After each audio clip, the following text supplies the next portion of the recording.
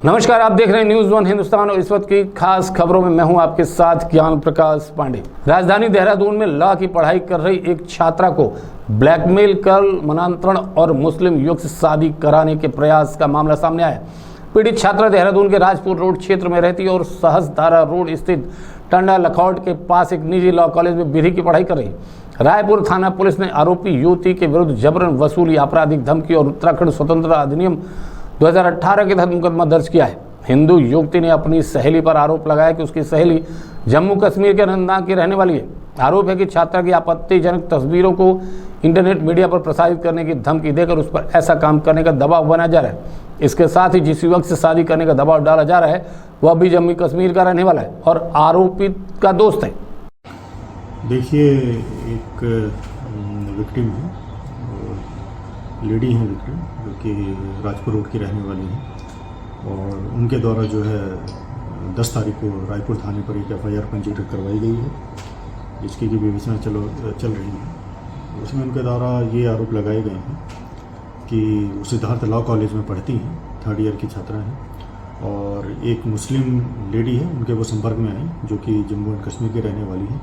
उनके द्वारा जो एज़ पर FIR जो आरोप लगाए गए हैं कि वो उनके संपर्क में आई और उनके साथ उनकी दोस्ती वगैरह हुई और उन्होंने जो है उनको जो है मुस्लिम धर्म अपनाने के लिए जो है एक तरीके से कि दबाव डाला कि आप मुस्लिम धर्म अपनाइए, ये उनका आरोप है।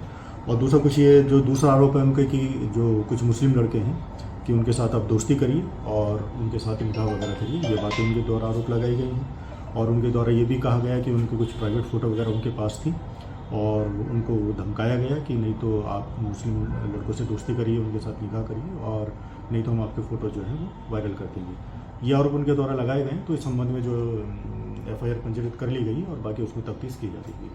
वहीं इस मामले में हिंदूवादी संगठनों ने नाराजगी जताते हुए कड़ी कार्रवाई की मांग की। बजरंग दल के नेता विकास वर्मा ने बताया कि ये घटना फिल्म केरल स्टोरी की तरह है और उसी तरह से इसे अंजाम देने का प्रयास किया गया है। उन्होंने जिला प्रशासन से ऐसे लोगों के खिलाफ सख्त कार्रवाई की मांग की है। जो मूवी बनी थी बिल्कुल सेम उसी, और ये मूवी वास्तविकता पर ही बनी थी और यही सब वास्तविकताएं लगातार घटती जा रही हैं। ये चिंता का विषय है कि किस प्रकार से कश्मीरी छात्र छात्राएं यहाँ आकर अपनी एक सुनियोजित षड्यंत्र को, एक कट्टरपंथी विचारधारा को आगे ला रहे हैं। तो कहीं ना कहीं ये चिंता का विषय उत्तराखंड के लिए, उत्तराखंड सरकार के लिए है कि देवभूमि के मासूम लोगों को भ्रमित किया जा रहा है। पहले मुबीना के द्वारा एक जाल में उस हिंदू युवती को फंसाया जाता है और उसका मतांतरण कर उसको मुस्लिम धर्म में परिवर्तित करने के लिए बाध्य करने का प्रयास किया जाता है और एक मुस्लिम युवक के साथ उसका विवाह करने का प्रयास किया जाता है, जिसमें वो उनकी सारी योजना विफल होती है क्योंकि लड़की इन सबसे मुकर जाती है, उसको फिर ब्लैकमेल किया जाता है। तो आप देखिए स्थिति कितनी बद से बदतर हो चुकी है कि किसी प्रकार का खौफ ऐसे पढ़ने वाले जो कश्मीर से युवक युवतियाँ छात्र यहाँ पढ़ने के लिए आए, एक बार फिर बजरंग दल कमान कसेगा और जिस प्रकार से पूर्व में यहाँ पर पढ़ने आए कश्मीरी छात्र छात्राओं को खदेड़ दिया था, पुनः अब वही बजरंग दल को करना पड़ेगा। और उसके लिए आज इसमें रणनीति तैयार है और एक बड़े आंदोलन के लिए हम लोग तैयार हैं। कॉलेज का घेराव भी होगा और ऐसे शहर में चलने वाले अन्य कॉलेज, चाहे वो BFIT हो या अन्य जो भी कॉलेज हैं जिसमें कश्मीरी छात्र छात्राएं पढ़ते हैं, उनके ऊपर अंकुश लगाने का हमारा प्रयास है। इस मामले में इमाम संगठन के अध्यक्ष मुफ्ती रईस ने कहा कि किसी के साथ इस तरह का जोर जबरदस्ती करना ठीक नहीं। उन्होंने कहा कि इस्लाम में ऐसे जोर जबरदस्ती करने को सही नहीं ठहराया जा सकता। हालांकि इस मामले में उन्होंने केवल इतना ही कहा कि इस्लाम ऐसे कृत्यों को मंजूरी नहीं देता और इस्लाम में यह सब हराम है। एक बात अभी सोशल मीडिया पर गश्त कर रही है कि किसी ने किसी गैर मुस्लिम लड़की को, किसी गैर मुस्लिम बहन को ये बात कही है कि भाई तुम ईमान लेके आ जाओ और मुसलमानों में शादी कर लो। अव्वल तो ये बात मैं इसको नहीं मानता, ये बात गलत है। ऐसा कोई भी आदमी किसी को नहीं कह सकता और अगर किसी ने कह दी, चाहे वो दोस्ती में कह दी, फ्रेंड सर्कल में कह दी, तो मना कर दे कि भाई मैं तो नहीं करती। फिर भी अगर वो उसको इतनी बात बुरी लगी है, उसको लग रहा है कि उसको फोर्स कर रहा है, तो मैं समझता हूँ कि इस्लाम के नुक्ता नज़र और कुरान के नज़रिए से वो इस्लाम का लादम है, उसकी कोई मान्यता इस्लाम में नहीं है। कुरान अजीम में है ला इकराह फिद्दीन, दीन में कोई ज़बरदस्ती नहीं है। अगर किसी के कहने से या किसी के लालच में या किसी के जो है दबाव में आकर के कोई इस्लाम की तरफ राग़िब करता है या कोई इस्लाम लाता है, दोनों ही बातें कलादम है इस्लाम के अंदर। मैं समझता हूँ कि इस इस्लाम की कोई अहमियत नहीं है, न वो इस्लाम माना जाता, बल्कि इस्लाम वो है कि अपनी अपने किसी भी इस्लामी और ईमानी अमल से मुतासिर होकर अपनी मर्जी से अपना जीवन, अपनी ज़िंदगी इस्लाम, उसूल, ईमान और सलामती के साथ गुजारने का अहद करने का नाम इस्लाम है। जो इस तरीके से इस्लाम में दाखिल होगा वही मुसलमान है, उसके अलावा कोई दूसरे को मुसलमान नहीं कह सकते। Bureau report, news 1 Hindustan, Dehradun. Haridwar SSP ने जवानों संघ किया सम्मेलन और क्राइम मीटिंग की। इस दौरान सराहनीय योगदान, उत्कृष्ट कार्य पर 33 जवानों एवं उत्कृष्ट कार्य करने पर एक डॉग को सम्मानित किया गया। वीआईपी ड्यूटी एवं हीनियस क्राइम के खुलासे में अहम भूमिका निभाने पर पहली बार डॉग रोजर को सम्मान मिला है। चार धाम यात्रा, आगामी कांवड़ मेले में ट्रैफिक मैनेजमेंट, रूट डाइवर्जन, वैकल्पिक मार्गों के चिन्हीकरण, मंगलौर में होने वाले उपचुनाव का खाका किया गया तैयार। कांवड़ मेले की तैयारी समय से पूरी कराने पर कप्तान का फोकस रहा। न्यायालय एवं उच्च अधिकारियों से प्राप्त आदेशिकाओं पर बढ़िया काम करने वालों को सराहा तो सुस्त थानेदारों को एसएसपी ने फटकार लगाई, जबकि गोकसी करने वालों के खिलाफ कड़ी कार्रवाई के निर्देश दिए। लंबित प्रकरणों पर संबंधित क्षेत्राधिकारियों से ब्यौरा मांगा गया। गंभीर प्रकरणों में तेजी लाने के निर्देश दिए गए। समीक्षा में गुण दोष के आधार पर मुकदमों में शीघ्र निस्तारण के निर्देश भी दिए गए। एसएसपी ने कहा कि प्रभारी सुनिश्चित करें कि पीड़ित को थाने स्तर से ही न्याय मिले। फरियादी अगर अपनी समस्या लेकर जनपद मुख्यालय तक पहुंच जाता है तो थाना स्तर से लापरवाही मानी जाएगी। राष्ट्रीय अपराध रिकॉर्ड ब्यूरो, गृह मंत्रालय, भारत सरकार द्वारा नई दिल्ली में आयोजित 5वीं सालाना कॉन्फ्रेंस में सीसीटीएंस आईसीजेएस में उत्कृष्ट योगदान देने के लिए सीओ निहारिका सेमवाल को सम्मानित किया गया। एसएसपी ने कहा, हमारा फोकस फिलहाल प्रचलित चार धाम यात्रा, आगामी उपचुनाव एवं कांवड़ यात्रा के निर्बाध संचालन पर है। आज मेरे द्वारा की गई थी, जिसमें सभी थाना प्रभारियों को, सर्कल अफसरों को और एसपी सिटी, एसपी देहात, एसपी क्राइम के साथ एक आने वाले समय में जो हमारी चुनौतियां हैं, खासकर चार धाम से लेके साथ में मंगलौर का उपचुनाव है उसको लेके, और हमारी जो भी आगे की जो तैयारियां हैं, इसमें चार धाम है, कांवड़ का मेला है, इस पर एक बृहद समीक्षा की गई थी। इसमें और साथ साथ जो अपराध की समीक्षा में यह पाया गया कि कुछ अपराध जो घटित हुए हैं उनका अनावरण प्रॉपर तरीके से नहीं हो पाया है या उसमें किसी तरीके की विसफलता बरती गई है। उस पर जो आईओ हैं, जो विवेचनाधिकारी हैं, साथ में एसएचओ की जिम्मेदारियां तय की गई हैं और मेरे द्वारा प्रत्येक माह में एक हीनियस क्राइम से रिलेटेड एक लगातार हम लोग इसको मॉनिटर कर रहे हैं, जिसमें हमारे सभी अधिकारी इसमें लगे हुए हैं और उस समीक्षा में अगर किसी का कोई दोष पाया जाता है तो उसमें हम सख्त कार्रवाई करेंगे। साथ में कांवड़ का मेले को अच्छे तरीके से कराने के लिए जो भी संसाधनों की आवश्यकता है या उनको जो भी फोर्स की आवश्यकता है उसके संबंध में पुष्टि की गई थी और इसमें जो भी चुनौतियां भी आएंगी उसकी एक समीक्षा हमारे द्वारा की गई थी और हम अच्छे तरीके से कांवड़ के साथ साथ अपराधों को सही तरीके से अनावरण करने की दिशा में लगातार काम कर रहे हैं और इसी क्रम में गोष्ठी आयोजित की गई। प्रत्येक माह में जो हमारे पुलिसमैन ऑफ द मंथ हम लोग घोषित करते हैं, इसमें अलग अलग क्षेत्र में खासकर एनडीपीएस की रिकवरी के संबंध में या चोरी के जो माल है उनकी रिकवरी के संबंध में, साथ साथ जो किसी भी अपने फील्ड में किसी ने उत्कृष्ट कार्य किया हो उसको लेते हुए करीब 35 लोगों को हम लोगों ने मैन ऑफ द मंथ अलग अलग उसमें किया गया। इसमें जो डॉग स्क्वाड को भी हम लोगों के द्वारा सम्मानित किया गया था, जिन्होंने अपना उत्कृष्ट योगदान दिया है और इस तरीके में जो हमारे कर्मचारी हैं उसको और अच्छे तरीके से वो अपने आप को परफॉर्म कर सकें, इसकी दिशा में लगातार हमारा प्रयास रहता है। इसको और इसमें जो इनकी प्रोत्साहन राशि है उसके बारे में भी हम लोग विचार करें। Bureau report, news 1 Hindustan, Haridwar.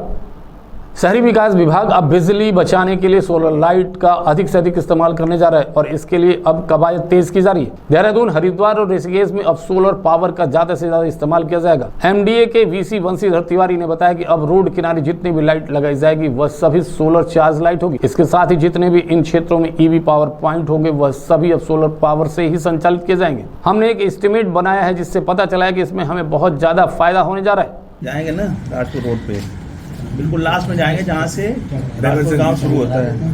अच्छा, उधर साईं मंदिर से आगे। हाँ एकदम। Bureau report, news 1 Hindustan, Dehradun. Uttarakhand की 2 विधानसभाओं में होने वाले उपचुनाव को लेकर आचार संहिता लागू हो गई। बद्रीनाथ और हरिद्वार की मंगलौर विधानसभा में 10 जुलाई को मतदान होना है और 13 जुलाई को वोटों की गिनती होगी। इसके लिए 14 जून को नामांकन की प्रक्रिया भी शुरू हो रही है, जिसको लेकर भारतीय जनता पार्टी ने प्रत्याशी चयन की प्रक्रिया तेज कर दी। भाजपा के प्रदेश प्रवक्ता विपिन कैंथोला ने बताया कि मंगलौर विधानसभा के लिए प्रदेश महामंत्री आदित्य कोठारी और पूर्व मंत्री खजान दास को पर्यवेक्षक नियुक्त किया गया है। बद्रीनाथ विधानसभा के लिए कैबिनेट मंत्री धन सिंह रावत और रुद्रप्रयाग के लिए विधायक भारत चौधरी को नियुक्त किया गया। दोनों विधानसभाओं में 3-3 प्रत्याशियों के पैनल को केंद्रीय नेतृत्व के पास भेजा जाएगा। इसके बाद प्रत्याशी चयन को अंतिम रूप देने के बाद उसके नाम की घोषणा की जाएगी। लगभग अगले हफ्ते से जो है चुनावी प्रक्रिया शुरू होने वाली है और दोनों विधानसभाएं, बद्रीनाथ विधानसभा और मंगलौर में जो है उपचुनाव चुनाव ने घोषित किए हैं। उसको लेकर के भारतीय जनता पार्टी ने अपने पर्यवेक्षक नियुक्त किए हैं। बद्रीनाथ विधानसभा के लिए जो हमारे स्वास्थ्य मंत्री हैं डॉक्टर धन सिंह रावत जी और रुद्रप्रयाग के विधायक भरत चौधरी जी, और मंगलौर के लिए हमारे जो महामंत्री हैं संगठन के आदित्य कोठारी जी और राजपुर के विधायक श्री खजान दास जी, 4 लोगों को दोनों विधानसभाओं की जिम्मेवारी दी गई है कि ये पैनल बना करके वहाँ पे कार्यकर्ताओं से बात कर करके और पैनल बना के स्टेट को दे। स्टेट पार्लियामेंट्री बोर्ड जो है उसको बैठक करके आगे सेंट्रल पार्लियामेंट्री बोर्ड को भेजेगा। केंद्रीय संसदीय बोर्ड उस पर अपनी मोहर लगा के जो भी प्रत्याशी होंगे उनको शीघ्र ही घोषित करेंगे। निश्चित रूप से दोनों विधानसभाओं में भारतीय जनता पार्टी अपनी जीत के प्रति आश्वस्त है। Bureau report, news 1 Hindustan, Dehradun. Uttarakhand में सभी 5 लोकसभा सीटों पर कांग्रेस को मिली हार के बावजूद अपने प्रदर्शन को कांग्रेस ने बेहतर बताया। पार्टी के पूर्व अध्यक्ष गणेश गोदियाल ने कहा कि केंद्र सरकार में तमाम एजेंसियों को दुरुपयोग करने के बावजूद हमने लोकसभा चुनाव में बेहतर प्रदर्शन किया। पौड़ी लोकसभा सीट से कांग्रेस प्रत्याशी रहे गणेश गोदियाल ने कहा, इस चुनाव में कांग्रेस हरियाणा व अन्य राज्यों की तरह अग्निवीर और अस्थायी मुद्दों को भुना पाई। प्रदेश की सभी 5 सीटों पर कांग्रेस पार्टी की हार का सामना करना पड़ा। गणेश गोदियाल ने 5 सीटों पर प्रदेश की जनता द्वारा किए गए सहयोग पर उनका आभार जताया। उन्होंने कहा कि उत्तराखंड में कांग्रेस अंकिता भंडारी हत्याकांड, अग्निवीर योजना और पेपर लीक मामले को भुनाने में नाकाम रही, जिसका खामियाजा 5 सीट गंवाकर भुगतान करना पड़ा। लेकिन 2019 में लोकसभा चुनाव के दौरान जो प्रदर्शन था, 2024 में प्रदर्शन उससे काफी बेहतर रहा है। इतर समस्त उत्तराखंड की 5 लोकसभा क्षेत्र की जनता को, वहां के मतदाताओं को धन्यवाद देना चाहूंगा कि उन्होंने हमें जो समर्थन दिया, हमें जो साथ दिया, उसके लिए हम सब कांग्रेस में धन्यवाद देते हैं। हमारी कुछ कमियां रह गई, जिन कमियों को हम भविष्य में पूरा करेंगे। बात यहाँ यह है कि इस लोकसभा क्षेत्र में, गढ़वाल लोकसभा क्षेत्र में क्या खोया क्या पाया है। मैं समझता हूं कि हमने बहुत कुछ पाया। अगर हम आंकड़ों की बात करें तो हम पिछले मार्जिन को करीब करीब आधा लाने में सफल रहे।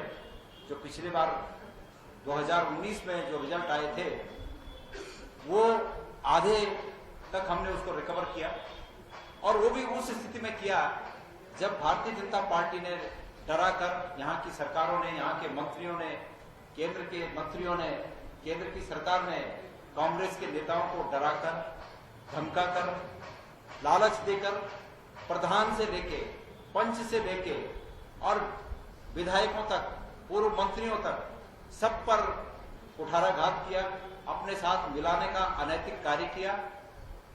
14 के 13 विधानसभाएं तो उनके पास थी ही, 14वें विधायक जो कांग्रेस के थे उनको भी अंतिम क्षण में अपने साथ शामिल करा लिया अपनी ताकत के बल पर।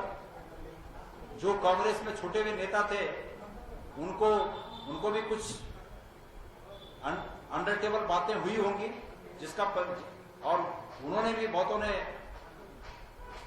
विभिन्न माध्यमों से बीजेपी को मदद की, और उसके बावजूद जो पिछला मार्जिन था वो पिछला मार्जिन आधा हुआ। मैं समझता हूं कि ये जो मार्जिन आधा हुआ ये भी अपने आप में कांग्रेस के कार्यकर्ताओं की जीत है, और मैं स्वयं भी इसमें अपनी जीत महसूस करता हूं। मैंने कहा कि ये जनता की ताकत है, और ये जनता की ताकत जनता के काम आएगी।